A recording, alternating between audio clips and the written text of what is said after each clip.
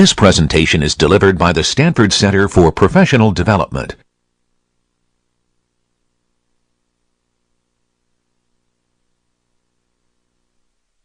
Hey everyone, welcome. I have one very short handout for you today. It is the handout that has two problems that we'll be going over during tomorrow afternoon's discussion section. Remember, we don't have it at 3:15. That was just last week to accommodate what I assumed would be a large audience. It's at 4:15. It's actually permanently in the room down the hall in Gates B03. Okay, so I'm not teaching the section. Samaya, who I think is here, who's handing out the handout. So look for that guy tomorrow at 4:15.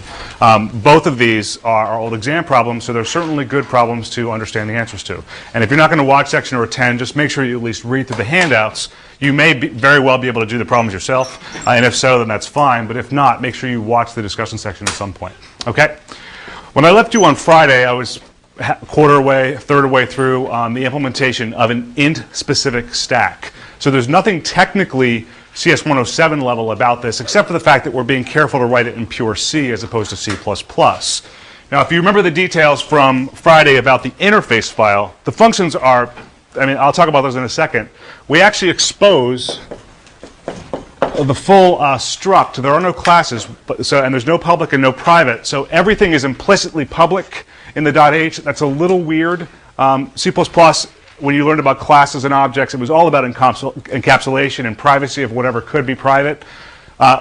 We can't technically do that in C, although we can certainly write tons and tons of documentation saying, just pay attention to the type, use these functions to manipulate it, and pretend that these are invisible to you.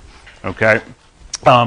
You more or less operate as if this is a constructor, a destructor, and methods, but they happen to come in pure top-level function form, where you pass in the object, or the object's not the right word, the structure being manipulated. So stack new is supposed to take the struct, one of these things, addressed by S, and take it from a 12-byte block of question marks to be logically representing a stack of depth 0. This is supposed to kill a stack at that address. This is supposed to increase its depth. This is supposed to pop something off. Okay? I wrote stack new and stack dispose. I certainly wrote stack new. I'm forgetting about stack dispose, but I'll write them really quickly right now. This is the .c file, stack.c, void stack new, stack, I have these three things. Stack log length is equal to 0. That's because the stack is empty. I'm going to make space for 4 elements. And then I'm going to go ahead and allocate space for 4 elements using C's raw dynamic memory allocator called malloc. It doesn't take anything related to a data type. At least it doesn't know that anything related to a data type is coming in as an argument. You have to pass in the raw number of bytes that are needed for your 4 integers, and that's how you do this. All that malloc feels is an incoming 16. It goes to the heap and finds a figure that's that big, puts a little halo around it saying it's in use, and then returns the base address of it. Okay? I told you to get in the habit of using this assert macro that was mentioned in a little bit in assignment 1, just to confirm that a lems is not equal to null. If malloc fails for some reason, it rarely will fail because it runs out of memory. It's more likely to fail because you've called free on something you shouldn't have called freed on, so you've messed up the whole memory allocator behind the scenes. That's a good thing to do right there because it very clearly tells you where there's a problem, as opposed to it just seg-faulting or bus erroring or crashing in some anonymous way, and you have no idea how to backtrace to figure out where the problem started. Okay? As far as stack dispose is concerned, this is trivial, although there's one thing I want to say about it.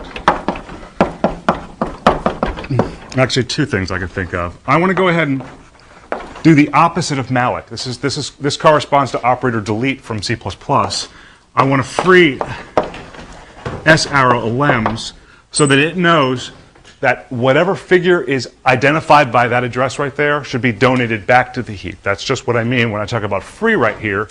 Some people question whether or not I should go and actually free S itself.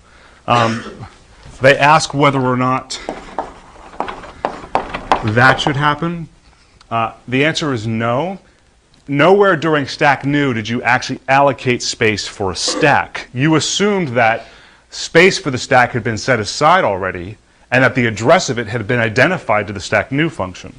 Does that make sense to people? Okay, so you don't even know that it was dynamically allocated. And in fact, the sample code I wrote last time declared a stack called S as a local variable. So it isn't dynamically allocated at all.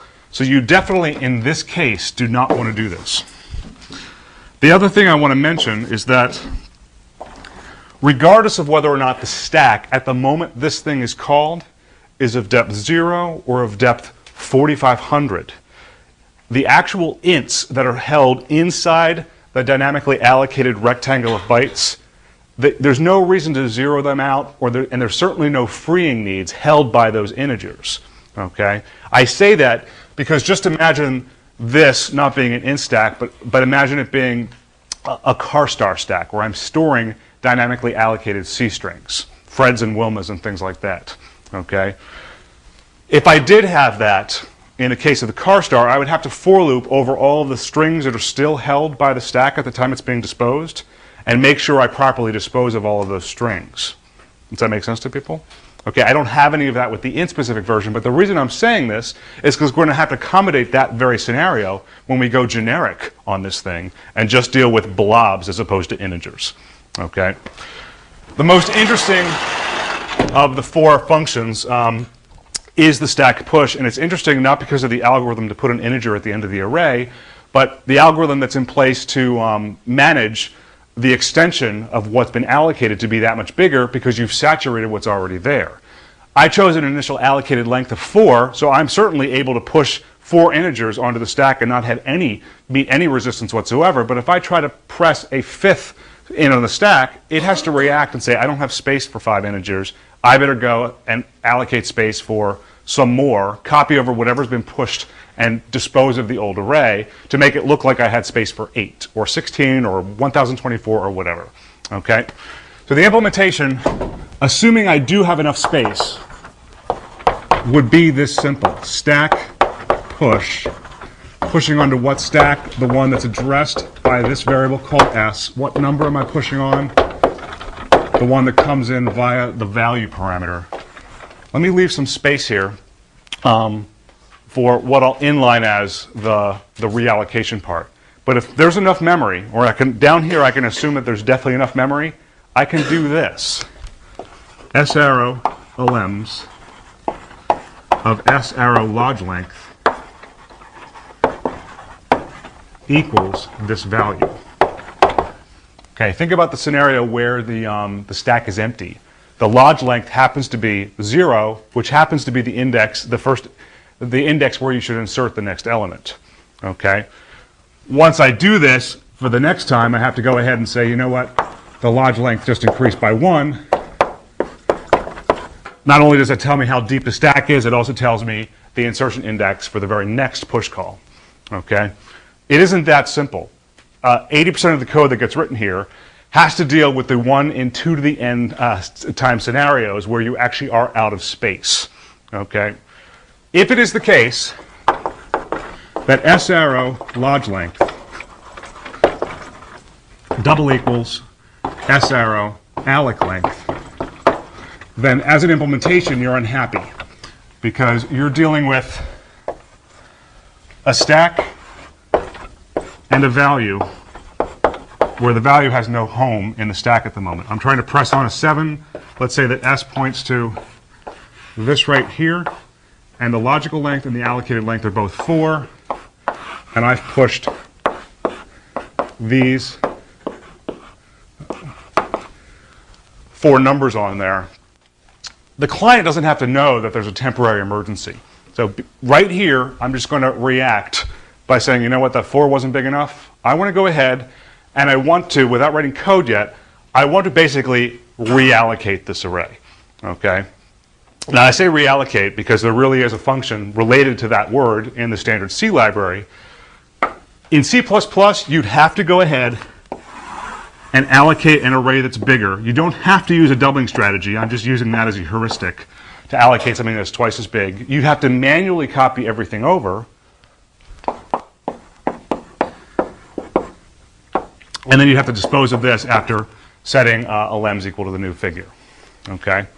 Turns out C is more in touch with exposed memory than C++ is. So rather than calling malloc yourself, you can call a function that's like malloc, except it takes a value that's been previously handed back to you by malloc and says, please resize this previously issued dynamically allocated memory block. That is this. Well, let me just write one line right here. I want to take alloc length, and I want to double it. I could do plus equals 10, I could do plus equals 4. I happen to use a doubling strategy. And then what I want to do is I want to call this function. Deallocate these, so I have space to write code. S arrow lems equals this function called realloc. There's no equivalent of this in C++. I'll explain in a few weeks why there isn't. But realloc actually tries to take the pointer that's passed in, and it deals with a couple of scenarios. It sees whether or not the dynamically allocated figure can be resized in place because the memory that comes after it in the heap isn't in use. Does that make sense to people? There's no reason to lift up a block of memory and replicate it somewhere else to resize it if the part after, I guess I erased it, I didn't mean to, the part after the currently allocated block can just be extended very easily in constant time. The second argument to realloc is a raw number of bytes, so it would be S arrow alloc length times size of integer. I see a lot of people forgetting to pass in or forgetting to scale this by size of int. Even though they know to do it with malloc, they forget with realloc for some reason. I'm not sure why. It takes this parameter right here, it assumes it's pointing to a dynamically allocated block, and it just takes care of all the details to make that block this big. If it can resize it in place, all it does is it records that the block has been extended to include more space, and it returns the same exact address. Does that make sense? So that deals with a scenario where this is what you have, this is what you want, and it turns out that this is not in use, so it can just do it. So it took this address in, and it returns the same exact address. Well, you may question, why does it return address at all? In this case, it doesn't need to. However, it may be the case that you pass that in, and you want to double the size or make it bigger, and that space is in use. Okay? So it actually does a lot of work for you there. It says, okay, well, I can't use this, so I have to just go, and it really calls malloc somewhere else on your behalf. Just assume that's twice as big as this. Whatever bit pattern happens to reside here is replicated right there. That's what it does. The remaining part of the figure isn't initialized to anything because it's uninitialized, just like most C variables are. Okay?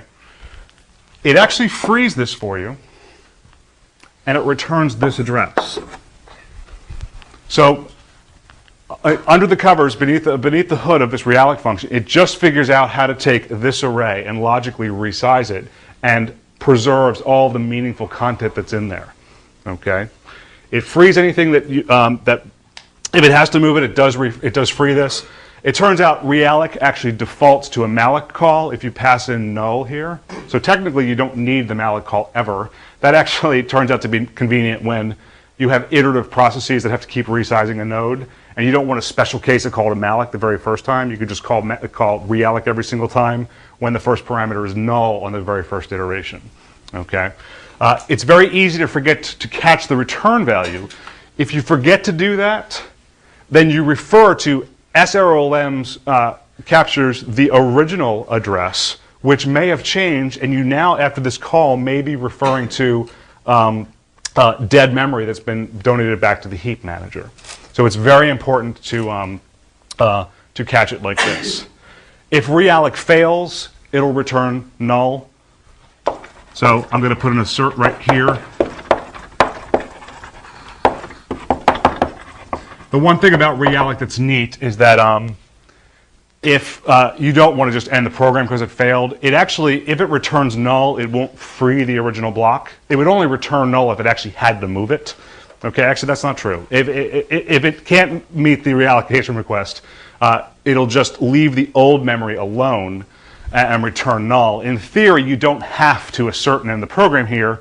You could just check for null and say, okay, well, maybe I won't resize it. Maybe I'll just print a nice little error message saying, I actually cannot extend the stack at this time. My apologies. Please do something else. Okay. We'll learn a lot about how malloc and realloc and free all work together. They're implemented in the same file. Okay. They're implemented in the same file because even though we don't technically know how many bytes are associated, I'm sorry, even though the actual blob of memory doesn't expose its size to you, like in a .length field, like in Java, somehow free, I guess I erased it, no I didn't, up there, free knows how big it is. Does that make sense? Well, there's cataloging going on behind the scenes, so it knows how much memory to donate back to the heap every time you call free. But I don't want to focus on that. Okay? This right here, it doesn't get called very often. This doubling strategy is popular because it only gets invoked as a code block 1 out of every 2 to the n calls every time once you get beyond 4. Do you understand what I mean when I say that? Because of the doubling strategy, it only comes up once every power of 2. 512 wasn't big enough? Okay, well maybe 1024 will be, and you have a lot of time before you need a second reallocation request. Okay? Makes sense? Okay. There are a couple subtleties as to how this is copied.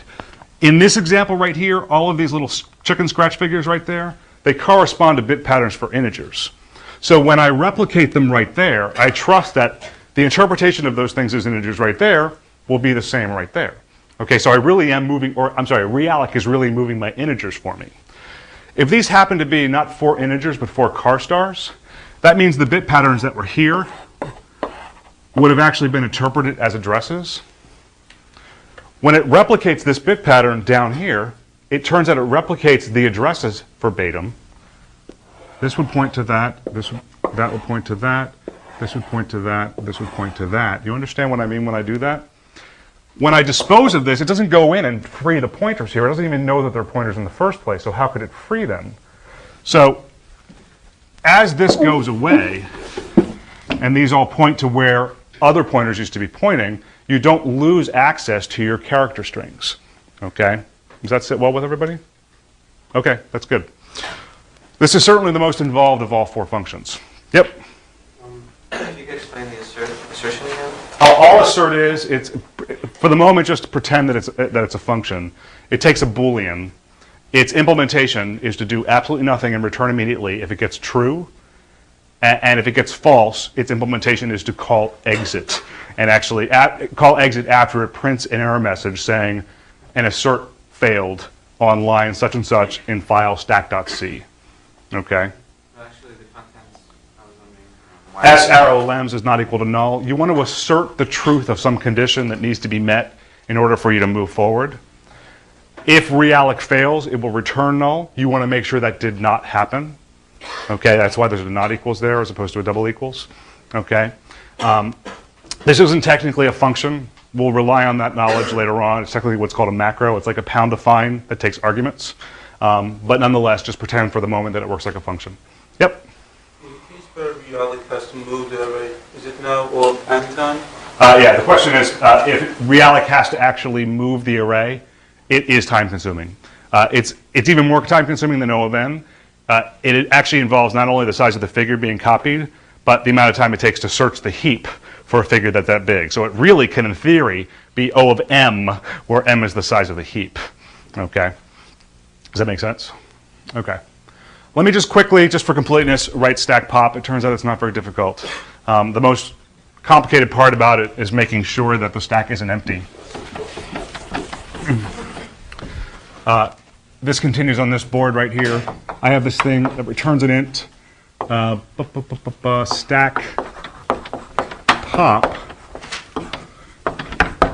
I'm popping off of this stack right here. No other arguments. Assert that s arrow log is greater than 0. If you get here, then you're happy because you have something you can pop off. So go ahead and do the following. S arrow log length minus minus, and then return S arrow the lems of S arrow log length. The delta by 1 and the array axis are in the opposite order here. I think for pretty obvious reasons. You're effectively control-Zing or command-Zing the stack to pop off what was most recently pushed on. So if this came most recently, you want to say, I didn't mean to do that. Oh, and by the way, there's the element that I put there by mistake. Okay, that's what I mean. You understand what I mean when I say that? Yes, no? Okay. You could say, you see this as demanding a reallocation request and going from 100% to a new 100% where the old 100% was actually 50%. You may ask whether or not if you fall below a 50% threshold that you should reallocate and say, oh, I'm being a memory hog for no good reason and donate it back to the heap. You could if you want to. My understanding of the implementation of realloc, because it wants to execute as quickly as possible, it actually doesn't, it ignores any request to shrink an array.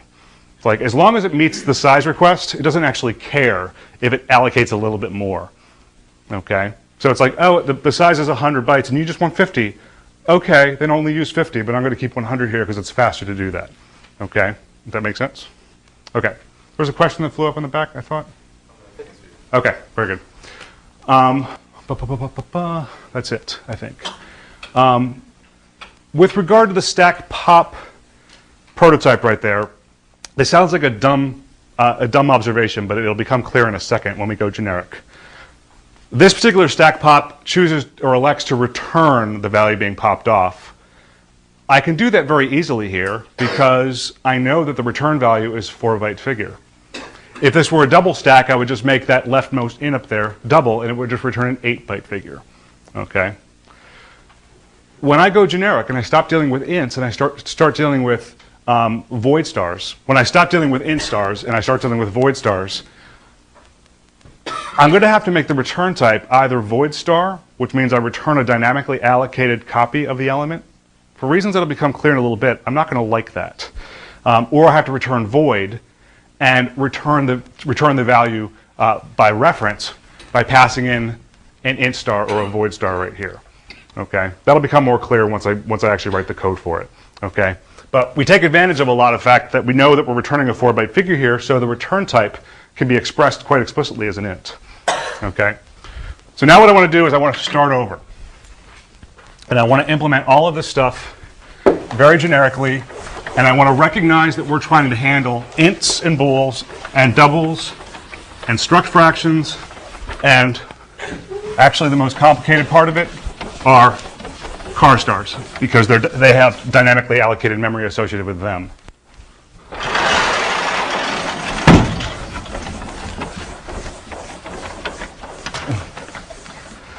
Let me redraw stack .h, and we are going completely generic right here. Most of the boilerplate is the same. Type def, struct, and I don't want to commit to a data type. A lems. Now think about what I lost. I lost my ability to do pointer arithmetic without some char star casting. I also lost intimate knowledge about how big the elements themselves are. So I can't assume it's size of int anymore because it may not be that. It probably won't be.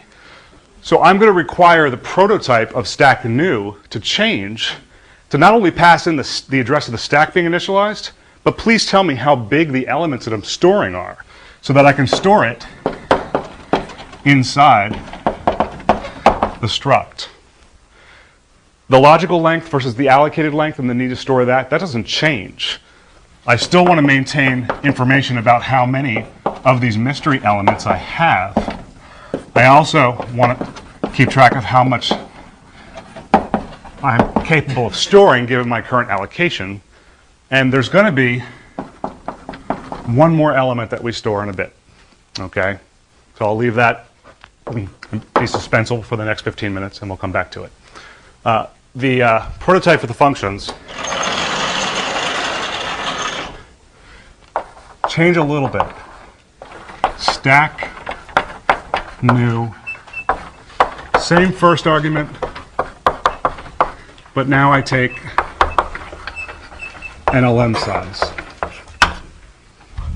Void star, stack, dispose, stack asterisk S. That doesn't need to change. It's mostly the same, although we'll have something to say about what happens when it's storing car stars. Void stack push. My handwriting is getting sloppy. Let me slow down. Stack S, and then I'm going to pass in void star called a lem address. I can't commit to a pointer type that's any more specific right there, because it may not be an int star, it may not be a car star star, it may not be a struct fraction star. It just has to be some address that I trust because of information that I'm holding is pointing to an S arrow lem size figure. Okay? So there's that. This is the part that freaks people out. This is what I'm going to elect to do. I'll talk about the alternative in a second. But when I pop an element off the stack, I want to identify which stack I'm popping off of, and I also want to supply address. This is me supplying an address. I'm actually going to identify a place where one of my client elements that was previously pushed on should be laid down. Okay, it's like I'm descending a little basket from a helicopter. Okay, so somebody can lay an integer or a double or something in it so I can reel it back up to me. Does that make sense? Okay. So void star lem address. And that's all I'm going to concern myself with. Okay? Yep. Where's that struct named stack? I'm sorry, I just forgot it. That's right. There. Sorry about that. Okay, so 70% of the code I'm going to write, it's going to all be the same. It's going to be slightly twisted to deal with generics as opposed to ints. Okay, but it's going to, rather than using assignment, which works perfectly well when you're taking one space for an int and assigning it to another int, we're going to have to rely on memcopy and things like that. Okay, stack new is not hard. Void stack new stack asterisk S int lem size.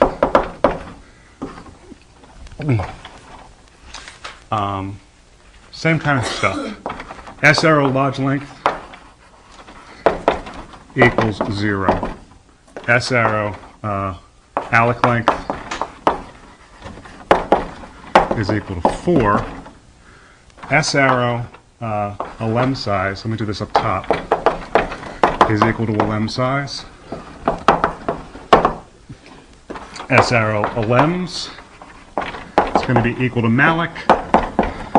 I don't have a hard data type, so I can't use size of here, but I have no reason to. I have been told how big the elements are via the second parameter. So 4 times a lem size. Just use the parameter as opposed to the field inside the struct. I can do a few things to make my life easier. S arrow lems better not be equal to null, or else I don't want to continue, and the assert will make sure of that. I also could benefit by doing this. Assert that S arrow a lem size. This one's not as important because it takes a lot of work to pass in a negative value for a lem size.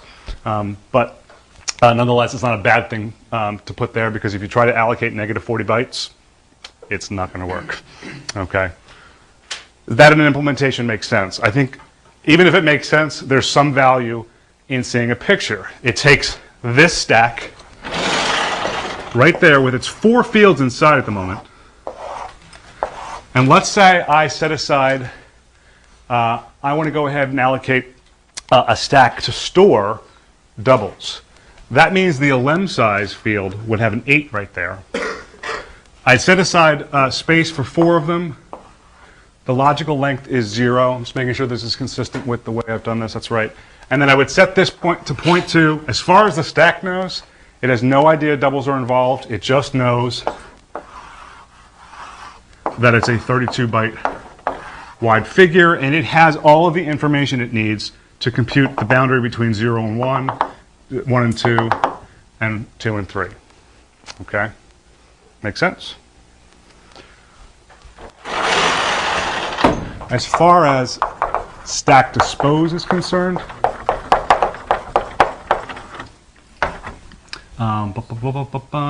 stack asterisk S. This is incomplete, but it's complete for the moment given what I've talked about. I just want to go ahead and I want to free S arrow LMs and not concern myself yet with the fact that the actual material stored inside the blob might be really complicated. Just for the moment, think ints and doubles and plain characters. But the fact that I'm leaving space there adumbrates that this will change soon. Okay? Let me deal with, actually, let me give it, it says a lot of space. But let me write.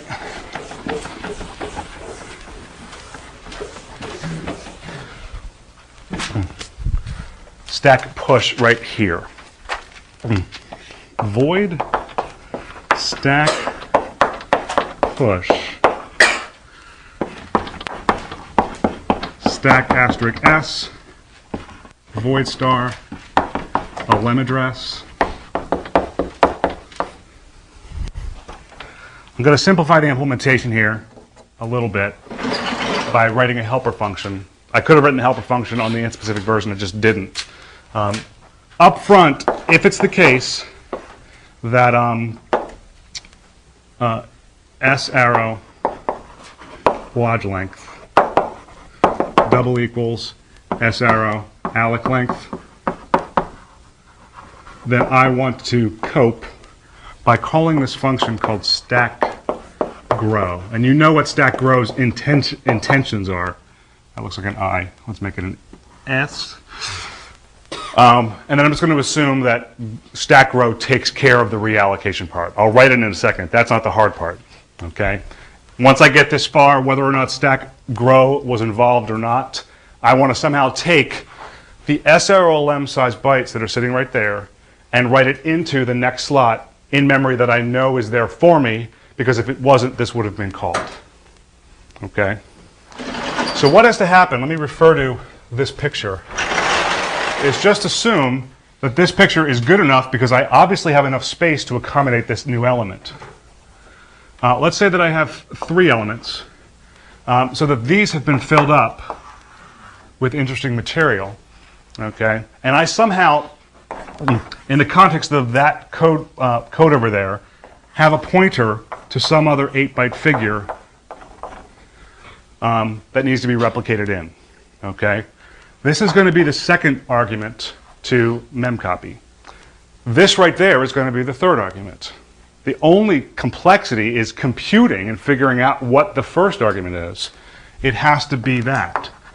It doesn't need to know that it's a double star or a struct with 2 ints inside star or whatever. It just needs to actually get the raw address and replicate a bit pattern. No matter what the bit pattern is, as long as it's the same in both places, you've replicated the value.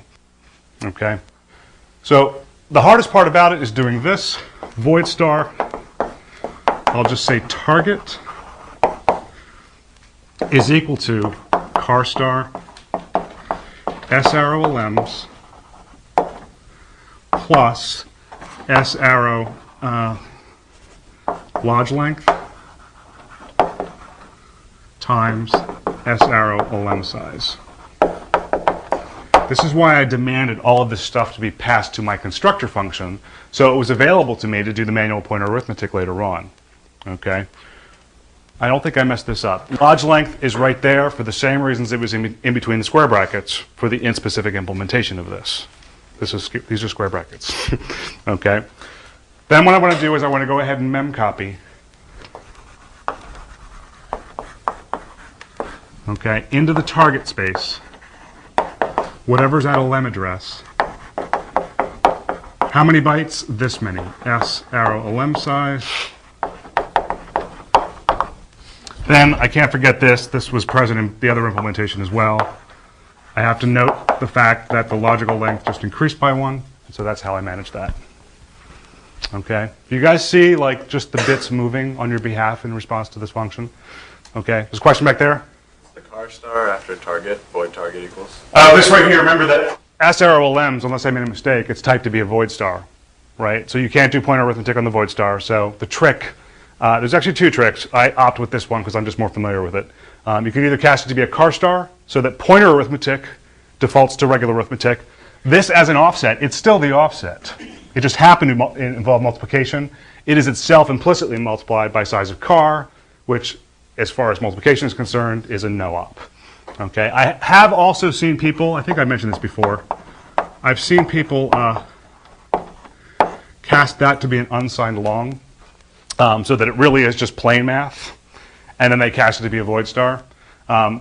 Pointers and unsigned longs are supposed to be the same size on 32-byte systems. Okay, a long is supposed to be the size of a word on the register set. So I've seen that as well. You can do whatever you want. All my examples use the car star version, so that's why I use that one. Okay. Okay, the stack grow thing. The reason I want to do that is not because of the mem copying or the void star. I just want to explain what a student asked 2 seconds before class started.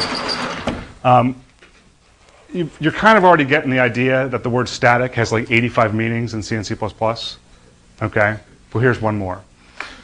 When you see the word static, decorating the prototype of a C or C++ function, not a method in a class, just a regular function, such as static void, stack grow, and it takes a stack asterisk S. What that means is that it is considered to be a private function that should not be advertised outside this file. Okay, so in many ways it means private in the C++ sense. Okay, the technical explanation is that static marks this function for what's called internal linkage. You know how you're generating all these .o files? When you type make, all this stuff appears in your directory. Okay, some of them are .o files. I'll show you a tool later on where you can actually look at what's exported and used internally by those .o files. Stack push and stack new and stack dispose are all marked as global functions, and that the symbols or the names of those functions should be exported and accessible from other .o files or made available to other .o files. Something like this is marked as what's called local or internal, and even though the function name exists, it can't be called from other files. That may seem like it's a silly waste of time, but it really is not, because you can imagine in a code base of, say, 1 million files, that's not outlandish, believe it or not. Think Microsoft Office, the whole thing, probably has on the order of hundreds of thousands of files, maybe tens of thousands, I don't know what it is, more than a few. You can imagine a lot of people defining their own little swap functions, okay? And if they're not marked as internal functions, at the time that everything is linked together to build Word or Excel or whatever, the linker is going to freak out and say, which version of swap do I call? I can't tell, because it has 70 million of them. But if all 70 million are marked as private or static, then there's none of those collisions going on at the time the application is built. Does that make sense? Okay. This is responsible for doing that reallocation. Assume it's only being called if it understands that this is being met as a precondition. So it can internally just do this.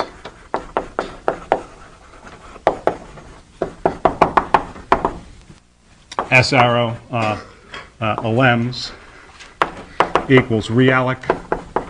I will not mess this up. I will not mess this up. I always mess this up every quarter. S arrow alloc length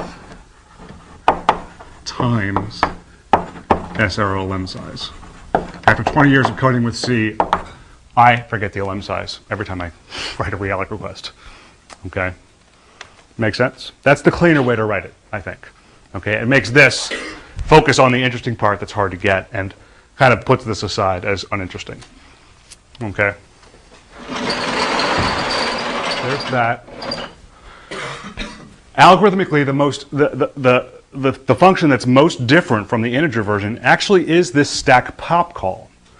This is how I want to implement it. Void stack pop. I'm popping from this stack right here. I'm placing the element that's leaving the stack and coming back to me at this address. There's no stack shrink function to worry about. So what I want to do is declare this void star, not called target, but called source. Actually, that's right, yeah.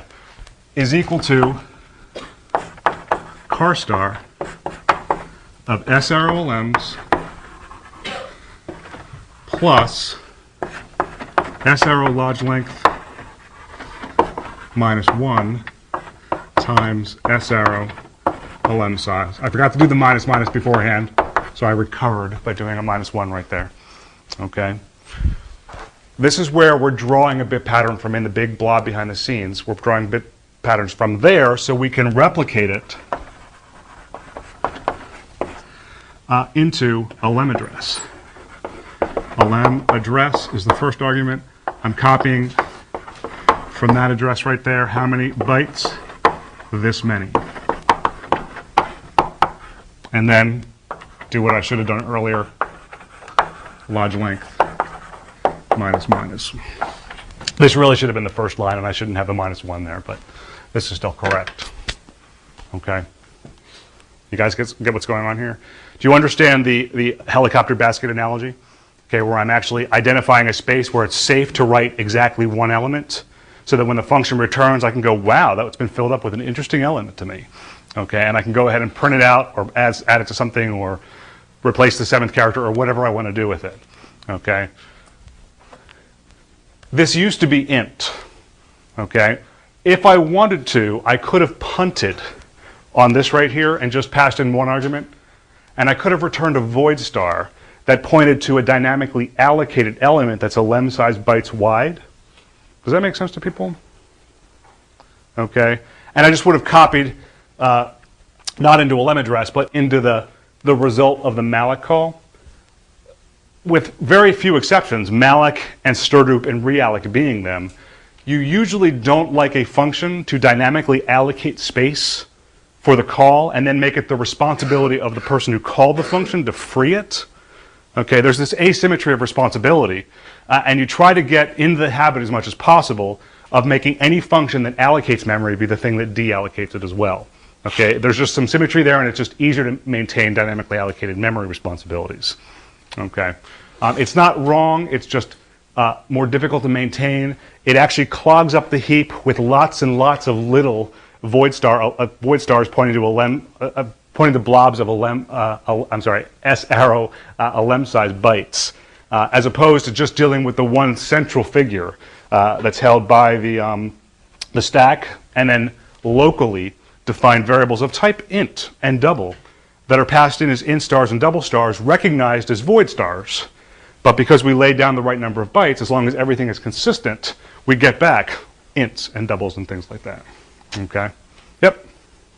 In this case, do you have to wait? Sorry, LM address. It's like your basket, right? Yeah, but I'm not actually changing a lem address. I'm just changing what's at a lem address. So let me actually make a sample call to this. Suppose I have a stack S, and I called stack new with ampersand of S, and I pass in size of int. Okay, that means that I have this thing. That's my stack, and I'm supposed to just take it as a black box and not really deal with it. But I know behind the scenes that it has a 4 there, and maybe my stack has 14 elements in it, and it can accommodate 16 elements, and that it points to this thing that has not 2 or 4 or 8, but 16 elements in it. Okay, and I'm like, you know what? I did all this work and I pushed on 14 elements right there, but I'd like to now pop off the top element. When I do this, stack pop, I have to pass in that. I have to pass in the address of an integer. Okay, does that make sense?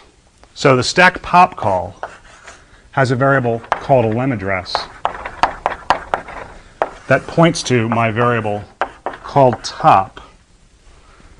And it relies on this variable to figure out where to write the 13th, or the element at position 13. It happens to reside right there. Okay. The memcopy says, where do I write it? I write it at that address right there. It would replicate this bit pattern in the top space. This returns, and I print out top, and that corresponds to the number 7300 or something like that. Okay. If I really wanted to change this void star, I don't change the void star anywhere. I just use it as sort of a social security number or an ID number on the integer. Okay. If I really wanted to change this, you have to pass in a void star star. There are scenarios where that actually turns out to be what you need, but this is not one of them. Okay. Yep. Yeah, go ahead.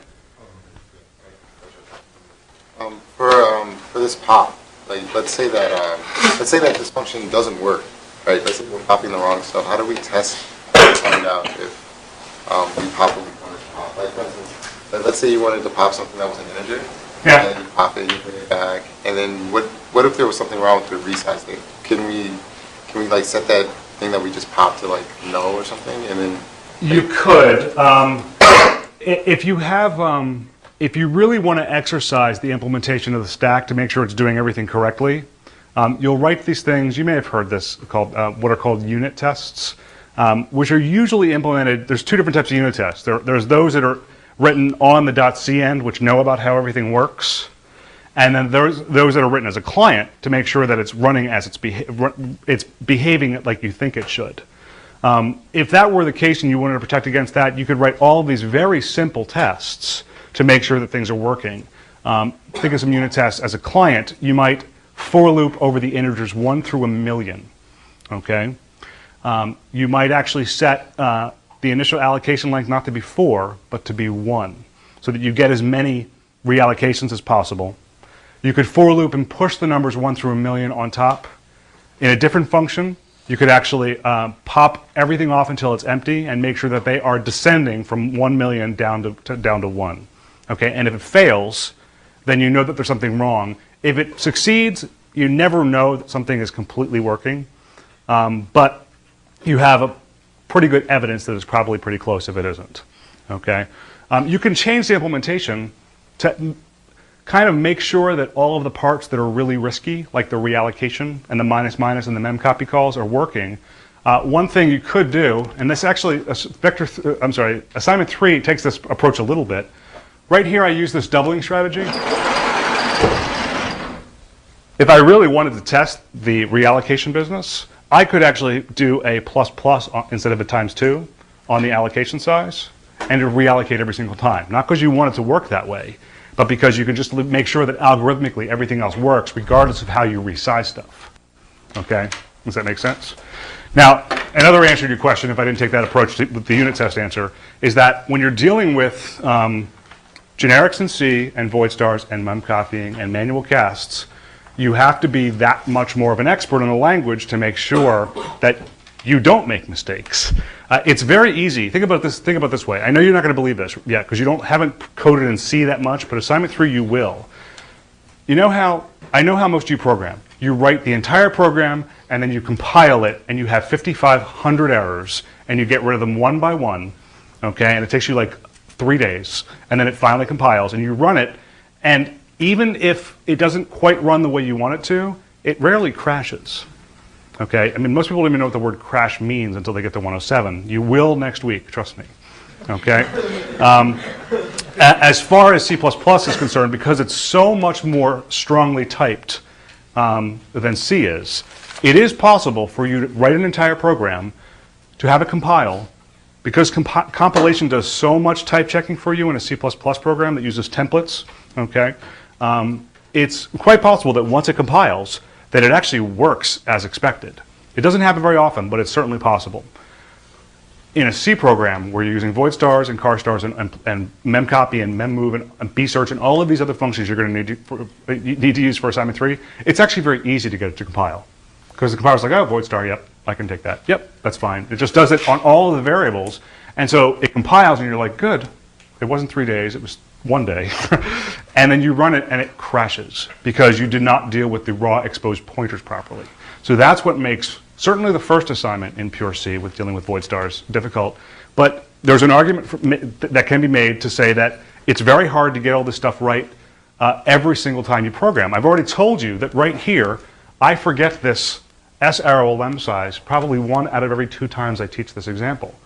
That's because it's very unnatural compared to the C++ way of allocating arrays to think in terms of raw bytes. And you think in terms of sizes of the figures, you see the pictures in your head as to how big things should be, so you just remember that number right there, but you forget about this.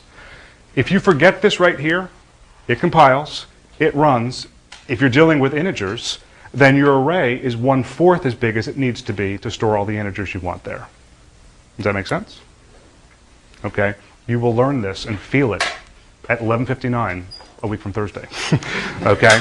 All these types of errors, because it's going to compile and it's going to run very often, but occasionally it's going to crash and you're not going to know why, and you're going to say, oh, it's the compiler. It's not. It's your code. Okay, so we will talk more on Wednesday. Okay?